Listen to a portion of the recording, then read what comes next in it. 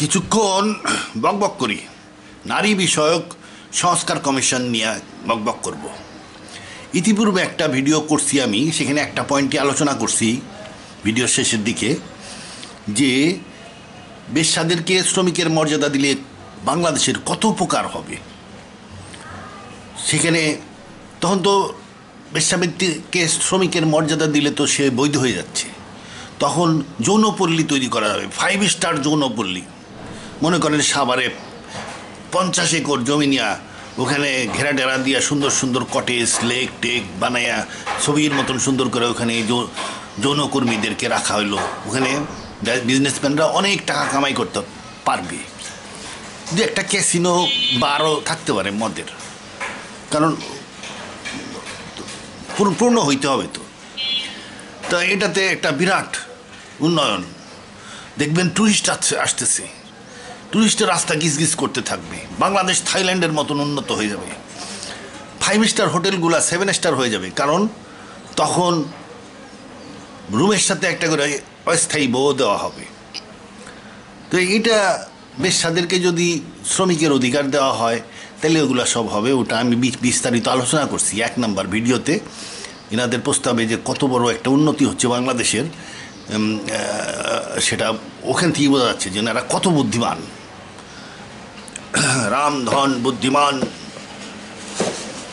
বুদ্ধি ধরে রেখো নাকে মুখে চিপিয়ে দিয়ে বুদ্ধি ধরে রেখো, না কি যেন একটা কবিতা আছে। আচ্ছা, ওইটার কবিতাটা হঠাৎ মনে এলো, ওনারা কিন্তু বুদ্ধিমান। তো ওটা আমি 1 নম্বর ভিডিও আলোচনা করছি, এটা 2 নম্বর এবং শেষ ভিডিও। এখানে আলোচনা করব কমিশন নিয়ে। প্রথম আলোচনাটা কমিশন নিয়ে করি।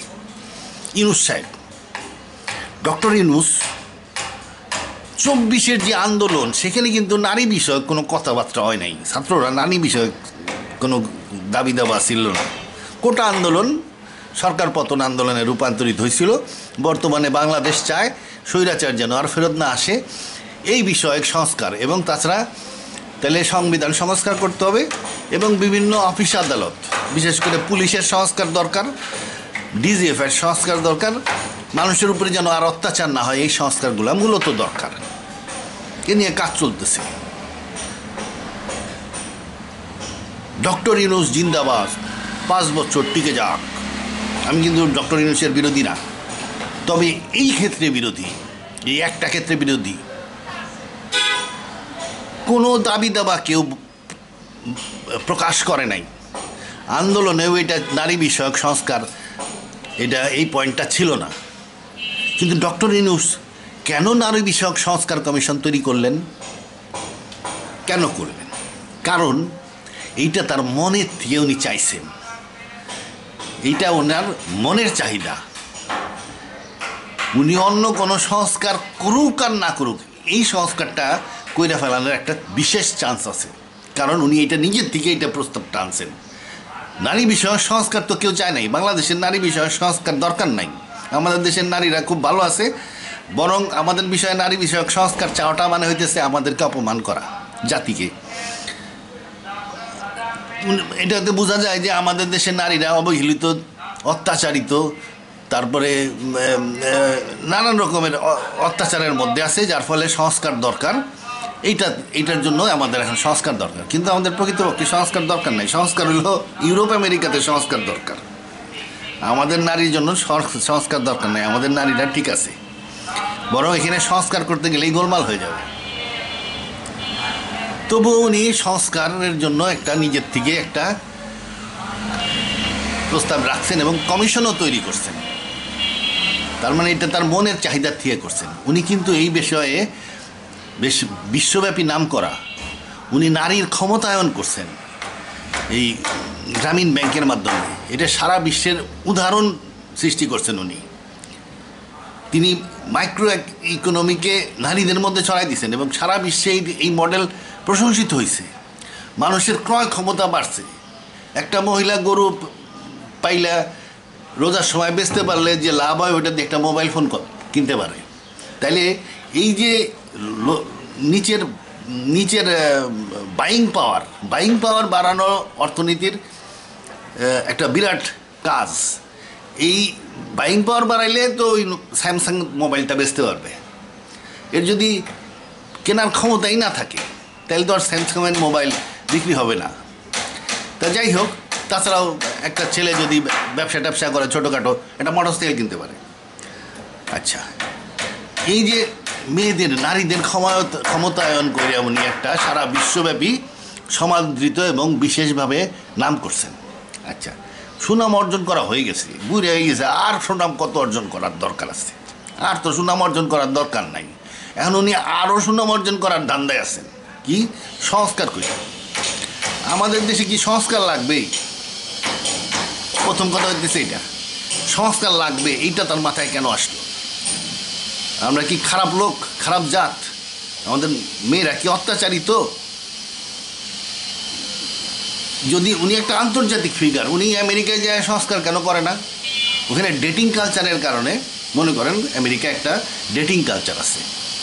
স্কুল কলেজে মেয়েরা ছেলেদের সাথে মিশা ওই মেয়ে 10-12টা ছেলের সাথে বিছনায় চলে যায়। আচ্ছা, আলটিমেটলি তার মনের ইচ্ছা কিন্তু যত যাই বলুক না কেন, আমি খুব স্বাধীন, আমি এটা ওইটা, ও মেয়েটা কিন্তু মনে প্রাণে একটা হাজব্যান্ড খুঁজতেছে। এই জন্যই সেই এই ডেটিংগুলো করে, মনে প্রাণে একটা হাজব্যান্ড খুঁজতেছে। কারণ এটা মেয়েরা বাই বর্ন এরকম, সে বাই বর্ন, তার শরীরে মাসেল নাই, মাস্কুলার বডি না, তার বুকে দুধ আছে, মানে সে বাচ্চাকে খাওয়াইতে হবে, তার পেটে বাচ্চা হয়। জিনিসটাই আল্লাহ বানাইছে বাচ্চা জন্ম দেওয়া এবং বাচ্চা পালন করার জন্য। ওর একটা পুরুষ মানুষ দরকার, কারণ ওর শরীরে শক্তিও নাই। জন্ম ছোটোবেলার থেকেই ওইভাবেই সে মানুষ হয় যে কোনো একটা পুরুষকে ধরতে হবে, এবং এই ধরার যুদ্ধে তাকে ডেটিং কালচারে নামাই দেওয়া হয়। আলটিমেটলি যে মেয়েটার বিয়ে হয় না, সে কিংবা যদি বিয়ে হইল, একটা ছেলেরে পাইল, কিন্তু ওই যে ছেলেটাকে সে পাইছে, সে তার আগে কিন্তু আরও 5-6টা ছেলের সাথে সে বিছনায় গেছে। তাহলে কি হইল? এই 5-6টা ছেলের মধ্যে একটা ছেলে ছিল হয়তো তার ড্রিম বয়। সব পুরুষের সমান সেক্সুয়াল পাওয়ার সমান না, একটাতে তার ড্রিম বয় ছিল। ওই ড্রিম বয়কে সে জীবনেও ভুলতে পারবে না, ওই হাজব্যান্ডের সংসার সে ভালো মতন করতে পারবে না, ওর কোনো দিনই হাজব্যান্ডকে পছন্দ হবে না। কারণ মন এমন একটা জিনিস, তার পারমানেন্টলি ছাপ পড়ে যায় তার মনের ভিতরে। ও কোনো দিন ভালো বউ হইতে পারবে না, সে ভালো মাও হইতে পারবে না। সংসার ধ্বংস হয়ে যাচ্ছে, ফ্যামিলি ধ্বংস হয়ে যাচ্ছে আমেরিকার এই ডেটিং কালচারের কারণে। এইটার উপরে ইউনুস সাহেব একটা আন্তর্জাতিক লোক, উনি একটা সংস্কার করতে পারে আমেরিকায়। এছাড়াও দেখেন, এই যে আমি খ্রিস্টান একটা দেশে ছিলাম, কঙ্গোতে, আফ্রিকান অনেক কান্ট্রি, ইউরোপে হয় কি এই অসুবিধাগুলো চোখে পড়ে না, ওদের অনেক টাকা দিয়ে ঢেকে ফেলে। একজন মুক্ত মনা সমাজ, খ্রিস্টান সমাজ আফ্রিকায় বোঝা যায় যে এর অবস্থা কি। সে তো গরিব, কিন্তু কালচার কি পুরো ইউরোপিয়ান কালচার সে ফলো করে। আফ্রিকান ওই লোকজন, তার কালচার ইউরোপিয়ান, কিন্তু সে গরিব। কঙ্গোতে আমি দেখছি সারাদিন রাস্তা ফাঁকা, কেউ নাই। সন্ধ্যার সময় রাস্তায় গিজ করে মেয়েরা, সুন্দর সুন্দর করে সাজে। আচ্ছা, 8টা-9টার মধ্যে সব মেয়েদেরকে আপনার রাস্তায় পাবেন না, সব ডিস্কোথেকের মধ্যে যায় হাজির হয়, নাইট ক্লাবে চলে যায়। তাইলে পুরো ফ্যামিলি নষ্ট হয়ে গেছে, ফ্যামিলি নাই। এইখানে সংস্কার দরকার। প্রফেসর ইউনুস আন্তর্জাতিক লেভেলের লোক, উনি ওখানে সব জায়গায় সংস্কার করুক। আমাদের দেশের কিসের সংস্কার দরকার? আমাদের দেশের মেয়েরা সকাল 6টার সময় গার্মেন্টসের ফ্যাক্টরিতে যায়, সারা দিন চোখ নাক বুঝে কাজ করে ফ্যাক্টরিতে, রাত্রে বাসায় আসে। কেন? তার ইজ্জত রক্ষা করার জন্য, সম্মান রক্ষা করার জন্য, হালাল রুজি করার জন্য। এর সংস্কার দরকার নাই, এর সংস্কার হয়ে রয়েছে সে আমাদের দেশের মেয়েরা। এখন এই যে বলে যে আচ্ছা যাই হোক, ওটা আমি ডক্টর ইউনুস নিয়ে আর কথা বলবো না। এই সংস্কার ওনার মাথার থেকে বেরিয়েছে, উনি চেষ্টা করবে এইটাকে, কারণ অন্য জিনিসটার প্রতি তো তার আগ্রহ কম। মানে ওইগুলো তো তার ব্রেন চাইল্ড না। ব্রেন চাইল্ড মানে কি, তার নিজস্ব মনের আকুতির থেকে আসে নাই, তার মনের আকুতির থেকে আসছে হলো এই নারী বিষয়ক সংস্কার। কারণ হইতেছে উনি আন্তর্জাতিকভাবে এই নারী ক্ষমতায়নের উপরে সে নাম করা, এইখানে উনি আরও বেশি বা এদিকে তার ঝোঁক বেশি, যার ফলে উনি এইটা করছেন এবং এমন হইতে পারে উনি এটা বাস্তবায়ন করবেন। এটা সাবধান থাকতে হবে। ডক্টর ইউনূস সব জায়গায় ভালো কাজ করতেছেন, উনি 5 বছর টিকে যাক, এটি আমরা চাই, কিন্তু এই কাজটা যেন উনি করতে না পারেন। এই সংস্কারের কোনো কিছুই যেন করতে না পারেন, এই সংস্কারের কোনো কিছুই যদি যেন করতে না পারেন, এটা এই নারী বিষয়ক সংস্কারের যেন উনি কোনো কিছুই করতে না। অবশ্যই এর জন্য পার্লামেন্ট লাগবে, ওনার তো আর পার্লামেন্ট নাই, তবুও প্রস্তাব বলে যেন না দিতে পারে, এটা যেন এইখানেই মারা যায়। কারণ এই জিনিসটা হচ্ছে একটা থার্ড ক্লাস জিনিস। বেশ্যাদেরকে শ্রমিকের অধিকার দেওয়া মানে বৈধ করা। আপনার রাস্তায় তখন বেশ্যারা খাড়ায় থাকবে, আপনার ইয়েতে রেস্টুরেন্টে যা দেখবেন যে বেশ্যা বসে রয়েছে, কিন্তু সে তো বৈধ। ইন্ডিয়ার থেকে, থাইল্যান্ড থেকে তখন ওরা আসবে, প্রচুর বেশ্যা এসে হাজির হবে পুরো রাস্তায়। ঢাকার অবস্থা, অর্থনৈতিক অবস্থা ভালো, এখানে ইনকাম বেশি হবে। এই যে বাংলাদেশে যখনই নাকি ওই যে গে আইন টাইন জাতীয় ওই যে ট্রান্সজেন্ডার টেন্ডারের আইন চালু করতেছিল না, ভারত থেকে প্রচুর ইয়েরা আসছিল, হিজড়ারা, ভারতীয় হিজড়া, শাড়ি টাড়ি পরা দেখে বোঝা যায় যে এরা ভারতীয়। বলে বাংলাদেশের ঠিকানা বলে, কিন্তু আসলে এরা বাঙালিরা, বাংলাদেশি না। ভারতে এসে এনে ইনকাম করতে আসছে। আপনি যদি বেশ্যাদেরকে শ্রমিকের মর্যাদা দেন, তাইলে ওই ভারত থেকে আসবে, থাইল্যান্ড থেকে আসবে, সব জায়গার থেকে এইসব আসতে থাকবে। যাই হোক, এটা বিশেষ সাবধানতার জন্য যে ডক্টর ইউনূসের এটা নিজের ব্রেন থেকে, নিজের মনের আকুতির থেকে এই প্রস্তাবটা বেরিয়েছে। অতএব উনি হয়তো চেষ্টা করবে এটাকে বাস্তবায়ন করতে, এবং এইখানে আমাদের সাবধান থাকতে হবে। উনি খুব ভালো কাজ করতেছে, 5 বছর টিকে যাক, কিন্তু এইটা যেন করতে না পারে। এটা 1 নাম্বার। 2 নাম্বার, এই যে নারী এবং পুরুষের সমান সমান উত্তরাধিকার সমান সমান করার জন্য প্রস্তাব দিচ্ছে। মানে এখন মেয়ে পায় ছেলের অর্ধেক। ওনারা বলতেছে ছেলে এবং মেয়ে সমান সম্পত্তি পাবে। আচ্ছা, মেয়ে ওই সম্পত্তি দিয়ে কি করবে? মনে করেন বাপ মরে গেছে, মেয়ে আসছে, মেয়ে কিন্তু এই বাপের বাড়িটাকে নিজের বাড়ি মনে করে না। এখন এইখানে তার ভাই থাকে, ভাইরা থাকে, আর মেয়েটা আসছে শ্বশুর বাড়ি, জামাইয়ের বাড়ির থেকে। মেয়েটার ছেলে পেলে আছে, ছেলেরা দাদার বাড়ি হইতেছে ছেলেদের আসল বাড়ি, দাদার বাড়িটাই ছেলেদের আসল বাড়ি। ওই মেয়েটাও ওই ছেলেদের দাদার বাড়িকেই নিজের বাড়ি মনে করে। তাহলে এখানে এসে সে সম্পত্তির অর্ধেক ভাগ পাইল। এই অর্ধেক টাকা দিয়ে সে কি করবে?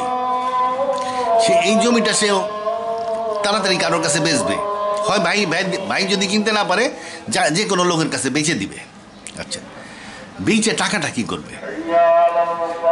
বেচে টাকাটা কিন্তু সে সংসারের জন্য খরচ করবে না। এটা পরীক্ষিত, এটা স্ট্যাটিস্টিক্স, সারা দুনিয়াতে এটা পরীক্ষা করে স্ট্যাটিস্টিক্স করে প্রুভ করা হয়েছে যে মেয়েরা সংসারের জন্য টাকা খরচ করে না। মেয়েরা ছোটবেলার থেকে ধরে নেয় যে সংসার চালানোর দায়িত্ব তার হাজব্যান্ডের, সে সেখানে টাকা খরচ, সংসারে টাকা খরচ করে না। মেয়েরা কোথায় টাকা খরচ করে? ছেলেদের বাচ্চা কাচ্চার পড়াশোনার জন্য টাকা খরচ করে। এখন মনে করেন ওই মেয়েটা যে নাকি বাপের বাড়ির সম্পত্তি বেচে 2-3 লাখ টাকা পাইছে, সে তার ছেলে পেলে পড়াশোনার জন্য তার খরচ করার দরকার নাই, তাদের বাপই তাদের পড়াশোনার খরচ দিতেছে। তাইলে ওই টাকা সে মেয়েটা কি করবে? সে কোনো কাজ করবে না, ওইটা দুইটা কাজ করবে। সে ওই টাকাটা হাতের মধ্যে করে রাখবে, ওই টাকার কোনো সার্কুলেশন হবে না, ওটা স্ট্যাগনেন্ট টাকা হয়ে যাবে, টাকার সার্কুলেশন ভ্যালু থাকবে না আর। 1 নম্বর এটা হইতে পারে। 2 নম্বর, সে গয়না কিনবে, অলংকার কিনে রেখে দেবে। এই আপনি তার মানে কি করলেন? ওই মেয়েটাকে একটা বড় ধরনের টাকা দিলেন, দিয়ে সে মেয়েটা যার জামাইয়ের বাড়িতে গেল, যায় কিছু অর্নামেন্ট কিনে বসে রয়েছে আর কি। আর এদিকে এই ছেলে যেটা, যার বাপ মরছে যে ছেলেটা, সেই ছেলেটার অবস্থা টাইট। সে তার তো সংসার চালাইতে হয়, নানান রকমের খরচ, একটা সংসারে নানান রকমের সে সংসার চালাইতে হয়। সব রকমের খরচই তার দিতে হয়, তার কাছ থেকে আপনি একটা বড় অংশ কেড়ে নিয়ে গেলেন। এটা একটা আহাম্মকের প্রস্তলা বানা দিছে এই মাতারিগুলা। এখন 10টাই মাতারি। এখন হয়েছে কি, এই নারী সংস্কার প্রস্তাবনা, পুরুষ এবং নারী পরস্পরের পরিপূরক। এখন এই যে যেহেতু পুরুষ নারী পরস্পরের পরিপূরক, এই জন্য নারী সংস্কার কমিশন হইলেও এখানে 10টা মাতারি হইলে চলবে না, এখানে 5টা মাতারি 5টা পুরুষ দিতে হবে, 5টা মর্দ, 5 মাদি 5 মর্দ দিতে হবে। ছেলে কেন দিতে হবে? তখন তারা দুজনে মিলে কতটুকু সংস্কার দরকার এটার ইন্টারঅ্যাক্টিভ করে বের করে নিতে পারে। মেয়েরা একটা সংস্কার করতে চাচ্ছে, কোনো পুরুষ এটা জানেই না, সেটা তো হইতে পারে না, কারণ তাকে তো একসাথে পরস্পরের পরিপূরক। অতএব এই যে বোর্ড 10 জনের যে বানাইছে 10 মাতারি, এই 10 মাতারি ঠিক না, এখানে 5 মাতারি 5 মদ্দা হওয়া উচিত ছিল। কাজে যাই হোক, উনি দিয়ে দিয়েছেন 10 মাতারি। এখন 10 মাতারি মেয়েরা হয়েছে কি, মেয়েরা বুদ্ধিমান হয়, মেয়েদের কিন্তু ভিশন থাকে না। এটা সাইন্টিফিক্যালি প্রুভড, মেয়েদের ভিশন থাকে না, মেয়েদের ভিশন নাই। জিনিসটা একটু ভালো করে বলতে হবে। আপনি 10টা মাতারি কেন, 100 মাতারি দিলেও কোনো লাভ নাই, ওর কোনোটারই কোনো ভিশন নাই। ইন্টেলিজেন্ট মেয়েরা বুদ্ধিমান মনে হয় কেন? তার মধ্যে বুদ্ধি পয়দা হয় না, সে শিখে বুদ্ধিমান, এর মধ্যে ছোটবেলা থেকেই মুখস্থ করার টেন্ডেন্সি তৈরি হয়। সে যা দেখে সব কিছু মুখস্থ করতে থাকে মনে মনে। তার ব্রেনটা এরকম যে সব কিছু সে জানা ফেলে, মুখস্থ করতে থাকে। আমার এক বোন ছিল, ক্লাস 10-এ ম্যাট্রিক পরীক্ষার আগে অঙ্কের যে সলিউশন বই, এই পুরো অঙ্কের সমস্ত সলিউশন বই 1 নম্বর পৃষ্ঠা থেকে 100 নম্বর পৃষ্ঠা সব মুখস্থ করে ফেলছিল, সব অঙ্ক মুখস্থ। আপনি যে অঙ্কই দেন এতটুকু কইলে বাকি অঙ্ক সে সলিউশন করে দিতে পারবে, সে মুখস্থ করে। এই যে তার ব্রেনে সব কিছু রেকর্ড হচ্ছে, এটা সে নিজেও অনেক সময় হয়তো জানে না, সে সব কিছু রেকর্ড করতে থাকে। এবং এই মুখস্থ বিদ্যা এবং দেখে শিখা বিদ্যা এত পরিমাণ বাইরে যায় যে তাকে বুদ্ধিমান মনে হয়, কিন্তু তার ব্রেনে কোনো নিউ আইডিয়া ক্রিয়েট হবে না। এই জন্য মেয়েদের মধ্যে কোনো বৈজ্ঞানিক হয় না, এস পর্যন্ত মেয়েদের মধ্যে কোনো বৈজ্ঞানিক হয় না। কেন? একটা আছে মাদাম কুরি, ও তার হাজব্যান্ডের সাথে সেও নোবেল প্রাইজ পেয়েছে। হাজব্যান্ড মনে হয় তারে বেশি ভালোবাসতো, সে তারা নিচে আর কি, ও আসলে কোনো বৈজ্ঞানিক ছিল না। মেয়েদের মধ্যে বৈজ্ঞানিক হয় না কেন? মেয়েদের মধ্যে মৌলিক কবি হয় না, মৌলিক আইডিয়া দিয়ে যে কবিতা, এরকম মৌলিক কবি হবে না, মৌলিক চিন্তার জিনিস আসবে না, তার মধ্যে ভিশন তৈরি হয় না, নিউ নলেজ তৈরি হয় না, নিউ আইডিয়া তৈরি হয় না। সে শিখে, যা দেখে সব শিখে, সেই শিক্ষা অনুযায়ী সে কাজ করে। আপনি যদি একটা ফ্যাক্টরি তৈরি করতে যান, একটা কোম্পানি তৈরি করতে যান, আপনি পুরুষ দিয়ে করবেন, কারণ ওই কোম্পানি তৈরি করতে যে আইডিয়া এবং ভিশন লাগবে সেটা ওই পুরুষটা পারবে। সে তার ভিশন ক্রিয়েট হবে, সে কী দেখতে চায়, কীরকম কোম্পানি করতে চায়, আস্তে আস্তে সে কোম্পানিটা দাঁড় করাবে, তৈরি করবে। তৈরি করার পরে রুলস রেগুলেশন মোডাস অপারেন্ডি সব লিখিত অবস্থায় থাকবে এবং কোম্পানি চালু হয়ে যাবে। যখন কোম্পানি চালু হয়ে যাবে তখন সিইও মহিলা দিলে ভালো হয়, কারণ সে আর তখন নতুন কিছু করার নাই, সে সে সে নতুন কিছু তার করার নাই, সে আইন কানুন সিস্টেম অনুযায়ী সে কোম্পানি চালাবে। এই কাজটা মেয়েরা খুব ভালো করে, সিইও হিসাবে খুব ভালো হয়। সে এক্সিস্টিং আইন কানুন দিয়া এবং এক্সিস্টিং যে সিস্টেম তৈরি করা হয়েছে সেটাকে ভালো চালায়, এক্সিস্টিং আইন কানুন দিয়ে এক্সিস্টিং সিস্টেমকে ভালো চালায়। কিন্তু যদি আপনি বলেন যে এই কোম্পানিটা তুমি দাঁড় করাও একটা মেয়েকে, এবং যদি বলেন এই কোম্পানিটা কীভাবে চলবে, এর অর্গানোগ্রাম কী হবে, বিভিন্ন লোক কী করবে, এইটা তুমি ইয়ে করো, অপারেটিং প্রসিডিওর অর্গানোগ্রাম এটা তুমি তৈরি করো, তাহলে দেখবে সে ভালো করতে পারবে না, কারণ তার মধ্যে ভিশনটাই নাই। তো এখন যে যে যে মহিলাগুলার ভিশনই নাই, সে এই ধরনের কাজ কেমনে করবে যেখানে ভিশন দরকার? এখানে বলতেছে যে ঠিক আছে, এটা বাধ্যতামূলক না, সম্পত্তি সমান সমান, তবে ইচ্ছা করলে ইসলামী আইনেও যাইতে পারে, ইচ্ছা করলে গভর্নমেন্ট আইন, যেটাতে গভর্নমেন্ট আইন বলবে যে সমান সমান পুরুষ ছেলে মেয়ে সমান সম্পত্তি পাবে, এই আইনেও যেতে পারে, আবার ইচ্ছা করলে ইসলামী আইনেও যেতে পারে। এখন তাহলে কি হবে? বাপ মরে গেছে, ছেলে বলবে আমি ইসলামিক আইন পছন্দ করি, ইসলামী আইনে আমাদের সম্পত্তি দিতে হবে, আর মেয়ে বলবে সরকারি আইনে দিতে হবে। আচ্ছা, তাহলে এটা সমস্যা হয়ে গেল। তাহলে তার মানে কি, যে কোনো লোক মরার আগে হলফনামা দিয়ে যেতে হবে যে আমি মরার পরে আমার সম্পত্তি ইসলামী আইন হবে, কিংবা সে হলফ দিবে আমি মরার পরে আমার সম্পত্তি সরকারি আইনে বিতরণ হবে।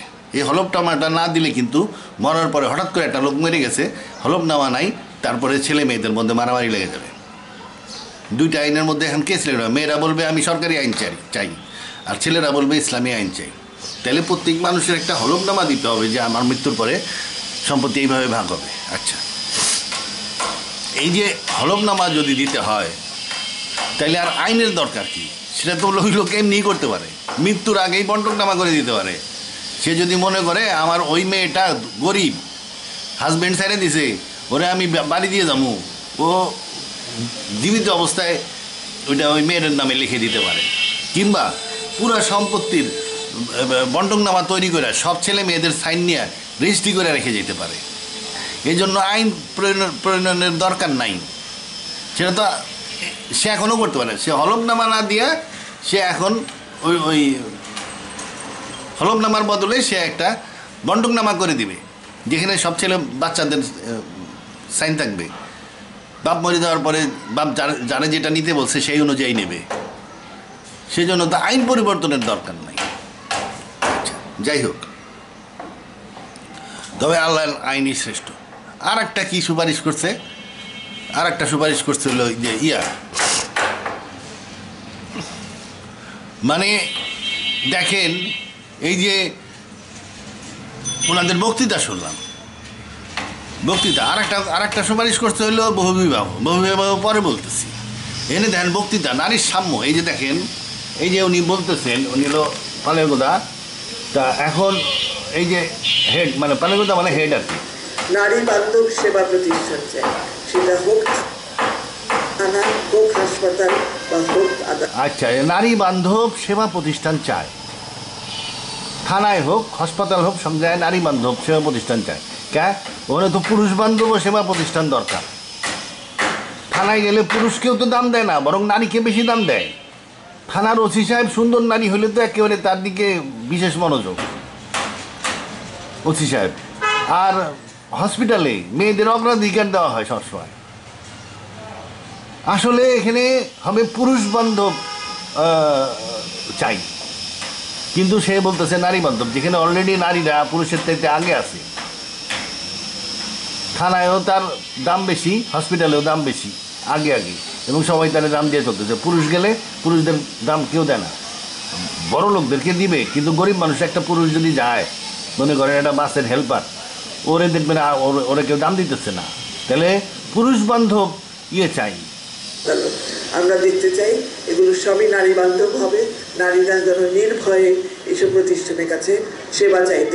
এখন কি নারীরা ভয়ে যাচ্ছে? আচ্ছা, যাই হোক, এগুলো আছে, সেগুলো কি করে আরো কার্যকর করা যায়। যাদেরকে আমরা একেবারেই ভুলে গেছিলাম 1971 সালে মুক্তিযুদ্ধের সময় যারা যৌন আক্রমণে, যাদেরকে একেবারে ভুলে গেছিলাম 71 সালে যাদের উপরে যৌন আক্রমণ হয়েছে, মনে করেন 20 বছর তার বয়স ছিল, এখন তার বয়স হলো 90 বছর, তার কথা তার মনে হয়েছে। আচ্ছা, মানে 71 সালে মনে করেন 20 বছরের ছেলে একটা মহিলা ধর্ষিতা হয়েছিল। আচ্ছা, আমাদের বাসার সামনে আর্মি ক্যাম্প ছিল, ওখানে 150 আর্মি আসছিল, কাউকে ধর্ষিতা হইতে দেখি নাই। তবে আমাদের বাসার কাজের মেয়ে আলেয়া, ওকে একটা পাকিস্তানি সৈনিক বিয়ে করছিল এবং তারা নিয়ে পাকিস্তানে রওনা দিছিল।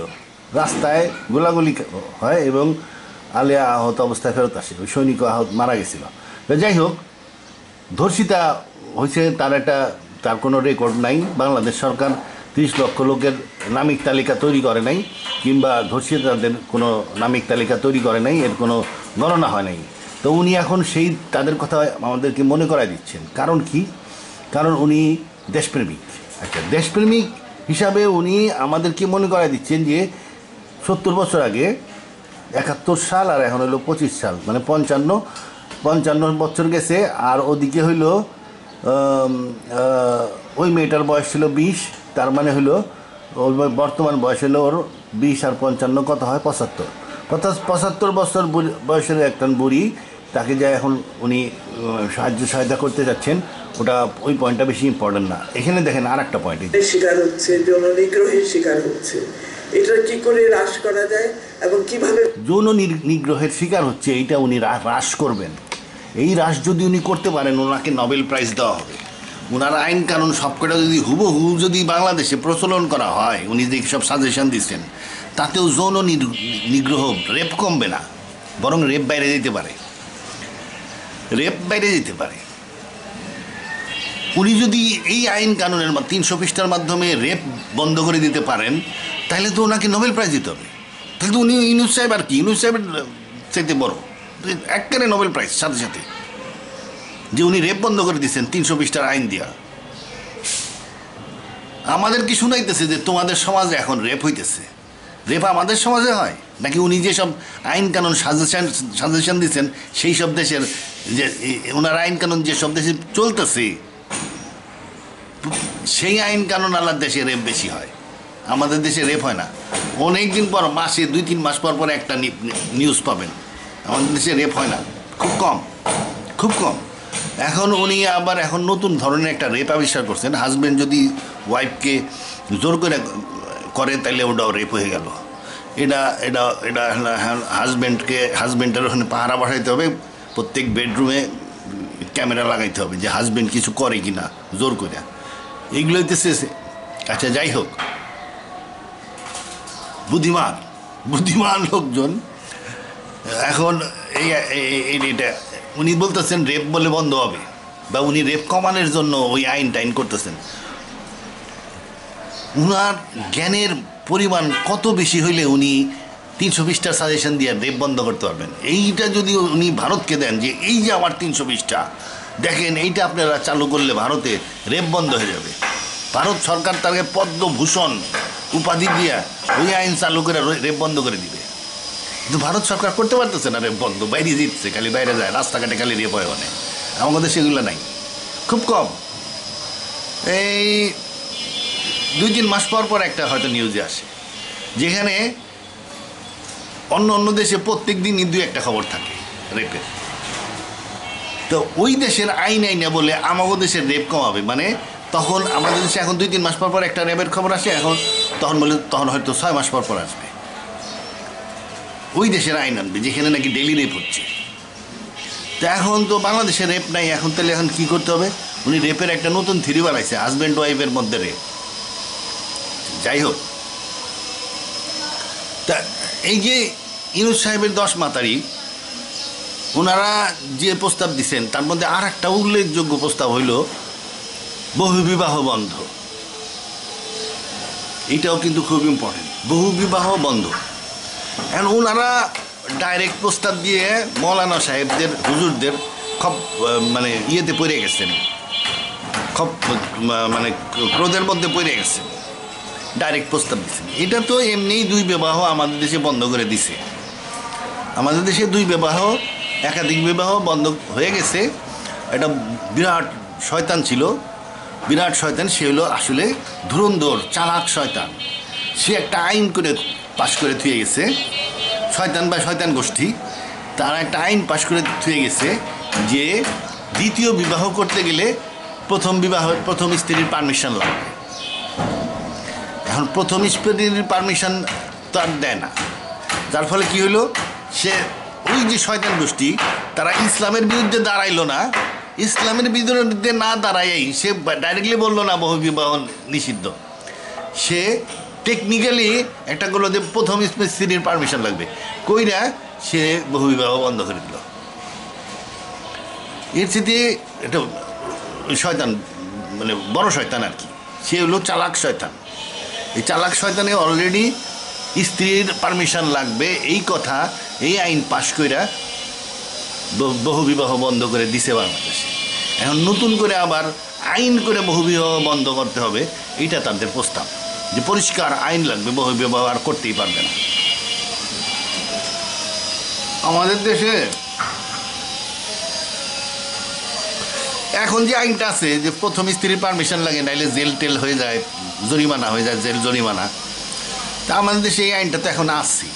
তা গ্রামে কালইতে গেছি, পাশের গ্রামে গেছি, একটা অতি সুন্দর মেয়ের, স্লিম, 2টা বাচ্চা, বয়স কত 20-22 বছর হবে। তারে হাজব্যান্ড তারে থুইয়া তারে আর আসে না, নেয় না, ও বাবার বাড়ি থাকে, বাবার বাড়ি থাকে। বাপ ওখানে হঠাৎ করে ওই মেয়েটার শ্বশুর, মানে যে ছেলেটা আর আসে না, ওরা হাজব্যান্ডের বাপরে পাইছে, বাপরে দইরা এখন বিচার ফয়সালা বসছে যে আসে না কেন, জামাই কেন আসে না, এটা নিয়ে সে বিচার ফয়সালা। মেয়েটাও কাঁদতেছে, ওর বাচ্চাগুলোও কাঁদতেছে, হাজব্যান্ড আসে না। তা আমি গেছি ওখানে, জিজ্ঞেস করলাম যে কিরে তোর হাজব্যান্ড আসে না কে? বলছে আর একটা বিয়ে করছে। তা আমি বললাম যে আর একটা বিয়ে করছে, তা কী হয়েছে, ইসলামে আল্লাহ পারমিশন দিছে? বলছে হ্যাঁ আসুক, জেলের ভাত খাওয়াই সারুক। মানে তার হাজব্যান্ড দেন, তার খরচা দেয় না, সে না খায় মরতেছে বাচ্চা কাচ্চা নিয়ে, গরিব মানুষ। এরপরেও তার ওইটা কিন্তু তার মাথার মধ্যে, মহিলা তো মাথার মধ্যে রেকর্ড হয়ে রয়েছে যে সে তার পারমিশন নেওয়া হয় নাই, সে যদি এখন অভিযোগ করে তাইলে হাজব্যান্ডে জেলের ভাত খাওয়াইতে পারবে, ওইটা তার মাথার মধ্যে রেকর্ড হয়ে গেছে। সে নিজেও এখন বিপদগ্রস্ত, তার বাচ্চা 2টার তো আরও অবস্থা খারাপ। ওই আইন করে করছে, শয়তানি আইনে বলছে স্ত্রীর পারমিশন লাগবে। আল্লাহ যেখানে কোনো পারমিশনের কথা লেখে নাই, আমরা কেন লিখব? যদি ওই আইনটা না থাকতো তাইলে ওই ছেলেটা কিন্তু বিয়ার একটা করতো, করে চলে আসতো বাড়িতে, ওই 2 বউ কিছুক্ষণ ঝগড়াঝাটি করে ভালো হয়ে যেত, ছেলে দুইটার আর কোনো অসুবিধা থাকতো না, ছেলেরা ওই না খায় মরার অবস্থা হতো না, একই বাড়িতে তারা থাকতে পারত, সংসারটা ধ্বংস হইতো না। এখন ওই ছেলে আর একটারে বিয়ে করছে এবং এই মেয়ে এবং তার বাচ্চাদেরকে আর দেখে না, ফালাই দিছে। এই কেস একটা না, শত। কেন? এই আইনের কারণে। ছেলেরা যখন গরিব মানুষ যখন আর একটা বিয়ে করে, তখন সে আর বাড়িতে আসে না, ওই আইনের ডরে। সে তো বিয়েই করবে, প্রেমে পড়ছে, এখন আর একটা বিয়ে করবে, সে আর একটা বিয়ে কইরা সে আর বাড়িতে আসতে পারে না, যার ফলে তার বড় বউ এবং তার সন্তানরা বিপদে পড়ে।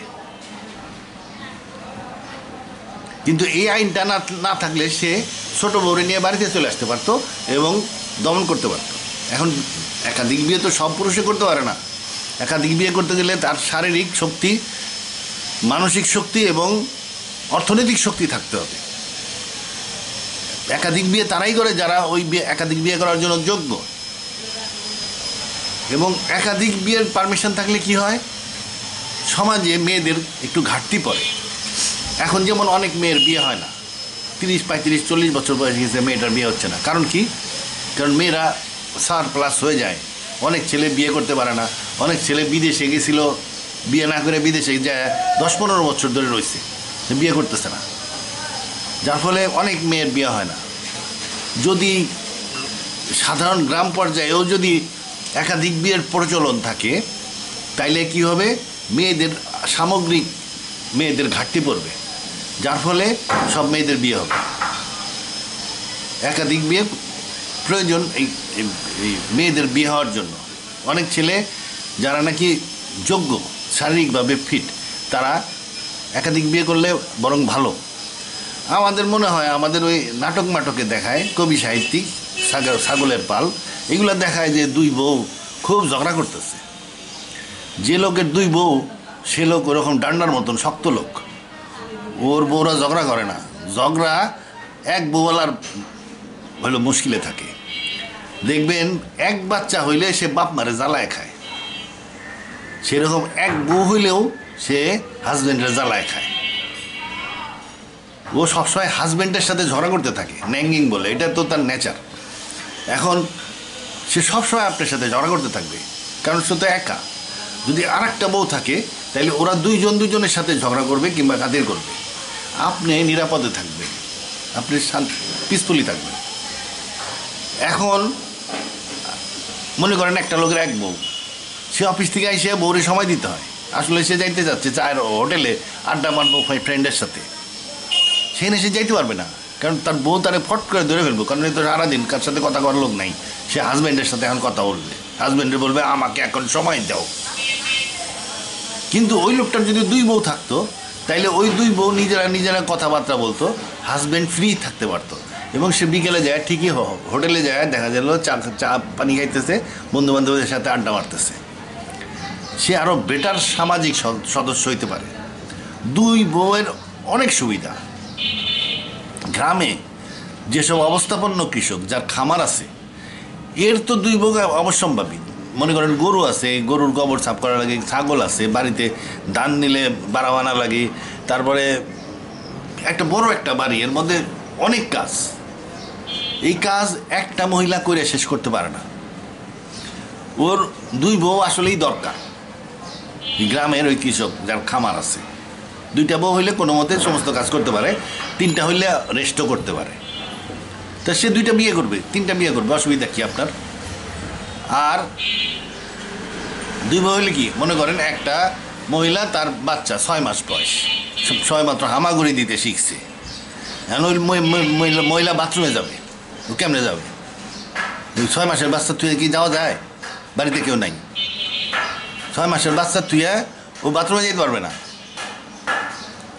তাইলে কি করতে হবে? যদি দুই বউ থাকতো, তাহলে এক বউ বাচ্চারা দেখতে পারতো, আর এক বউ বাথরুমে যেতে পারতো, কিংবা এক বউ কাচ্চা দেখাশোনা করতেছে, আর এক বউ রান্না করতেছে। দুই বউ থাকা অনেক সুবিধা, এবং আল্লাহ আপনাকে এই সুবিধা দিছে, আপনি কেন করবেন? আর যারা নাকি, যেসব মহিলারা মনে করে যে না তাদের হাজব্যান্ড আর কোনো বিয়ে করবে না, তাদের তো সিস্টেম আছেই, তালাক নিয়ে চলে যাও, অন্য জায়গায় যায় এমন লোকরে ধরো যে নাকি এক বউ থাকবে। কিন্তু যারা দুই বিয়ে করে, তাদের ক্ষমতা ওই রকম থাকে, তাদের বউরা তাকে দুই বিয়ের কারণে তালাক দিচ্ছে, এরকম শোনা যায় না। তো যাই হোক, এই বহু বিবাহ, দুই বিয়ে বন্ধ করা বা 3 বিয়ে বন্ধ করা, এটাও একটা পচা সাজেশন। আমাদের দেশের জন্য এটা খুব ভালো, এবং ভালো পরিবার গঠন করতে হলে আপনার 2টা বিয়ে করতে হবে, কারণ আল্লাহর প্রথম অর্ডার হলো বিবাহ করো 2টা। যদি আল্লাহ কি বলছে, এতিমদেরকে সম্পত্তি দিয়ে দাও, তার মানে কি,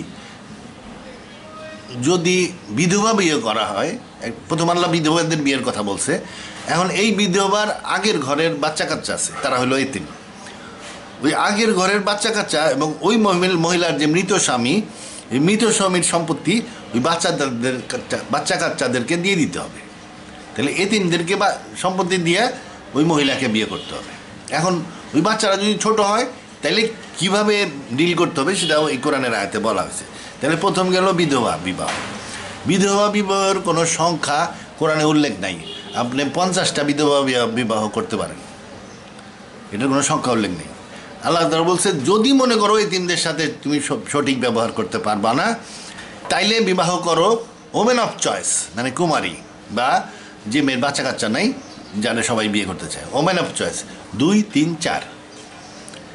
লাস্ট চয়েস হইতেছে না পারলে একটা, আচ্ছা না পারলে একটা। তবে হ্যাঁ, পরে আবার আরাকায়তে আল্লাহ বলছে যে আল্লাহ জানে যে তুমি তাদের সাথে সমান ব্যবহার করতে পারবে না, অতএব একজনের টোটালি ফালাই দিও না।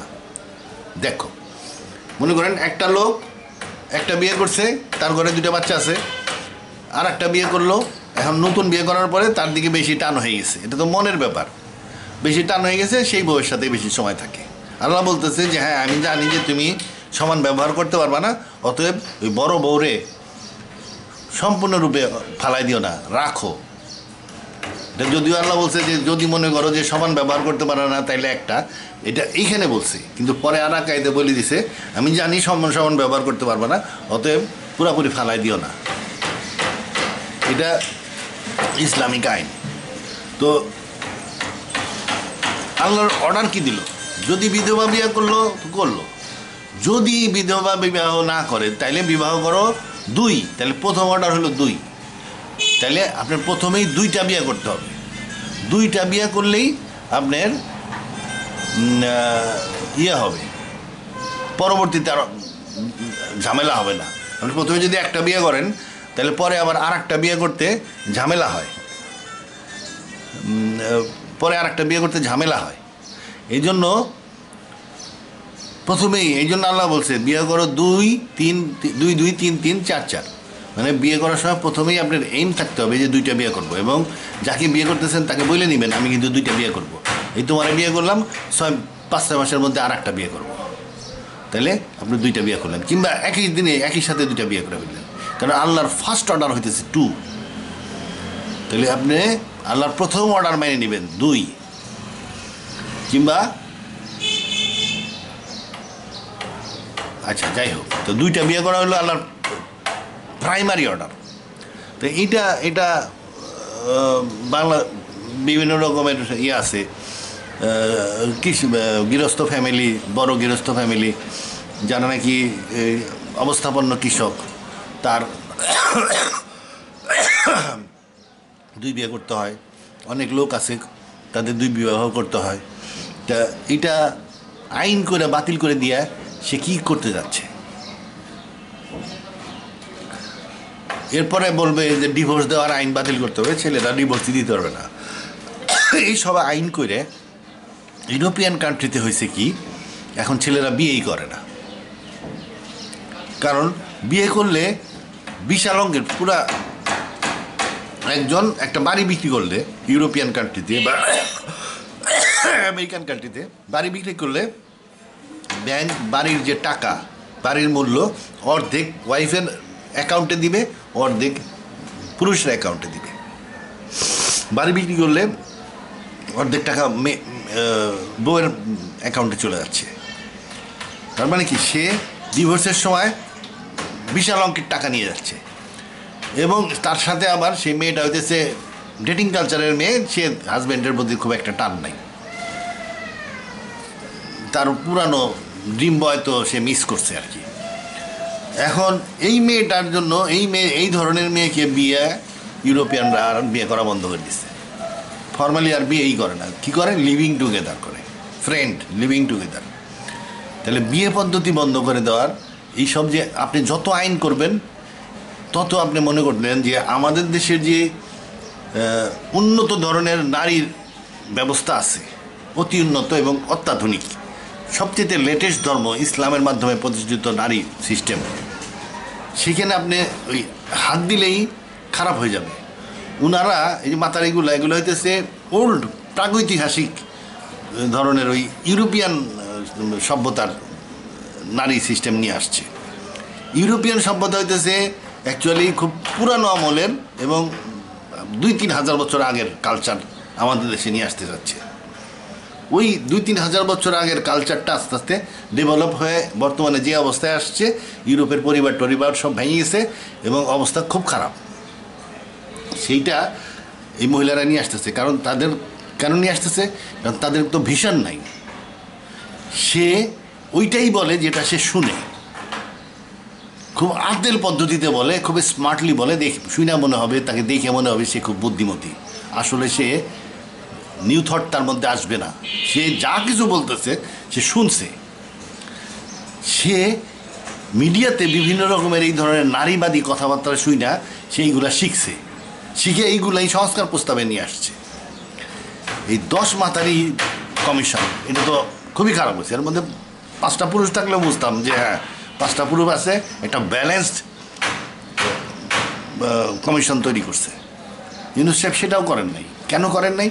কারণ উনি চান মহিলারাই এই প্রস্তাবটা নিয়ে আসুক, কারণ উনি জানে মহিলারা যে প্রস্তাবটা নিয়ে আসবে সেটা ওই মিডিয়াতে এবং যে প্রপাগান্ডাতে যেসব কথাবার্তা ছড়ানো হচ্ছে, যারা বুঝাইতে চাচ্ছে যে তোমাদের সমাজে নারীরা অবহেলিত দুর্দশাগ্রস্ত, তাদের কথাই সে লিখবে, তারা বুঝাইতে যাচ্ছে। কিন্তু আমাদের দেশের মেয়েদের মধ্যে এইডস নাই, আর তারাই যেগুলো আমাদেরকে বুঝাইতে চায় তাদের দেশের মেয়েদের মধ্যে এইডস।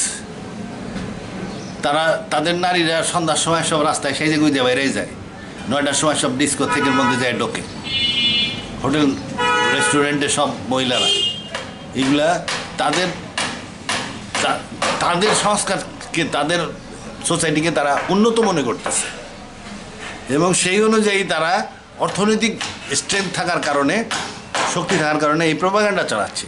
এই প্রোপাগান্ডার থেকে মেয়েরা শিখতেছে, কারণ মেয়েদের তো নিজেদের ভীষণ নাই, নিজেদের বুদ্ধি তো কাজ করে না। ও শিখছে, শিখে ওই 320টা লিখছে।